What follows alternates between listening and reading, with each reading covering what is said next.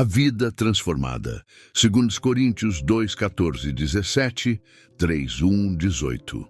A vida cristã começa quando reconhecemos nossa total dependência de Deus. Muitas vezes tentamos vencer com nossas próprias forças, mas descobrimos que sozinhos não conseguimos. Eu digo, Senhor, preciso da tua graça. E Ele responde, a minha graça te basta. É nesse momento que começa uma vida verdadeiramente transformada, não baseada em esforço humano, mas no poder do Espírito Santo.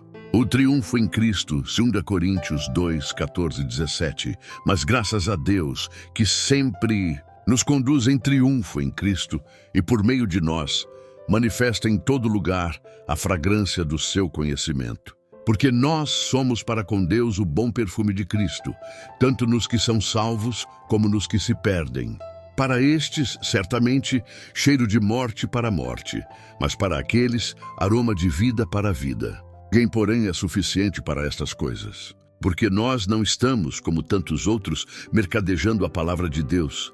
Pelo contrário, em Cristo é que falamos na presença de Deus com sinceridade e da parte do próprio Deus. 2 Coríntios 2, 14 e 17. Paulo usa aqui a imagem de um desfile romano de triunfo, quando um general vencia, marchava pelas ruas de Roma exibindo os inimigos derrotados. Alguns interpretavam essa cena como humilhação, outros como glória. Paulo aplica essa figura dizendo, Cristo é o verdadeiro vencedor e nós somos conduzidos em seu triunfo.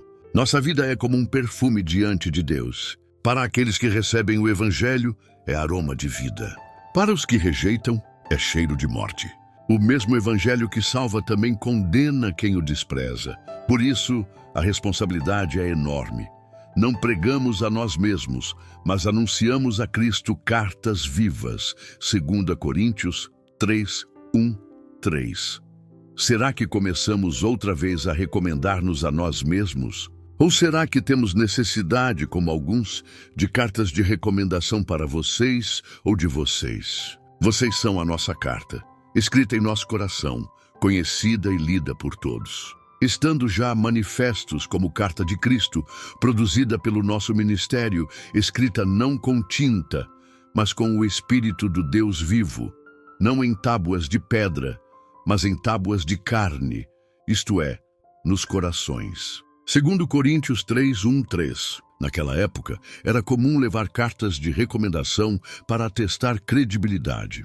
Paulo, porém, não precisava disso. Ele dizia, vocês são a nossa carta. Cada cristão transformado é uma carta viva, escrita não por mãos humanas, mas pelo Espírito Santo no coração. Isso nos faz refletir. Que mensagem nossa vida tem transmitido? As pessoas ao nosso redor conseguem ler Cristo em nossas atitudes, palavras e escolhas? O poder do Espírito. 2 Coríntios 3, 4, 6. E é por meio de Cristo que temos tal confiança em Deus. Não que, por nós mesmos, sejamos capazes de pensar alguma coisa como se partisse de nós. Pelo contrário, a nossa suficiência vem de Deus, o qual nos capacitou para sermos ministros de uma nova aliança, não da letra, mas do Espírito, porque a letra mata, mas o Espírito vivifica. 2 Coríntios 3, 4, 6. Paulo reconhece, nós não temos capacidade em nós mesmos. A lei revelava o pecado e condenava o pecador, mas não podia dar vida. Por isso ele diz, a letra mata, mas o Espírito dá vida. Isso significa que a transformação não acontece por regras externas, mas por uma obra interna do Espírito Santo. A verdadeira santidade não é apenas mudar comportamento, mas receber um novo coração e um novo espírito. O véu é retirado, 2 Coríntios 3, 12, 17. Tendo, pois, tal esperança, usamos de muita ousadia no falar. E não somos como Moisés, que punha um véu sobre o rosto para que os filhos de Israel não olhassem firmemente para o fim daquilo que estava desvanecendo. Mas o entendimento deles se embotou. Pois até o dia de hoje, quando fazem a leitura da antiga aliança, o mesmo véu permanece, não lhes sendo revelado que em Cristo ele é removido. Mas até hoje, quando Moisés é lido, o véu está posto sobre o coração deles. Quando, porém, alguém se converte ao Senhor, o véu é retirado. Ora, o Senhor é o Espírito, e onde está o Espírito do Senhor, aí há liberdade. 2 Coríntios 3, 12 e 17. Moisés colocava um véu sobre o rosto porque a glória da lei era passageira. O povo não podia contemplar plenamente a presença de Deus, mas em Cristo esse véu é retirado. Agora temos acesso direto a Deus. Quando alguém se converte, o Espírito Santo abre os olhos espirituais. Onde está o Espírito do Senhor, aí há liberdade. Essa liberdade não é licença para pecar, mas a libertação da escravidão do pecado. É a liberdade de viver guiado pelo Espírito. O poder do Espírito. 2 Coríntios, capítulo 3, verso 4 a 6. E é por meio de Cristo que temos tal confiança em Deus.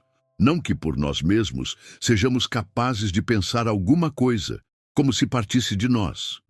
Pelo contrário, a nossa suficiência vem de Deus, o qual nos capacitou para sermos ministros de uma nova aliança, não da letra, mas do Espírito, porque a letra mata, mas o Espírito vivifica.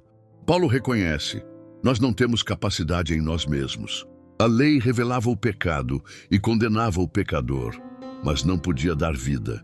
Por isso ele diz, a letra mata, mas o Espírito dá vida.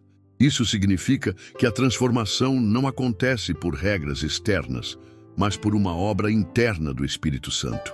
A verdadeira santidade não é apenas mudar comportamento, mas receber um novo coração e um novo espírito. O véu é retirado.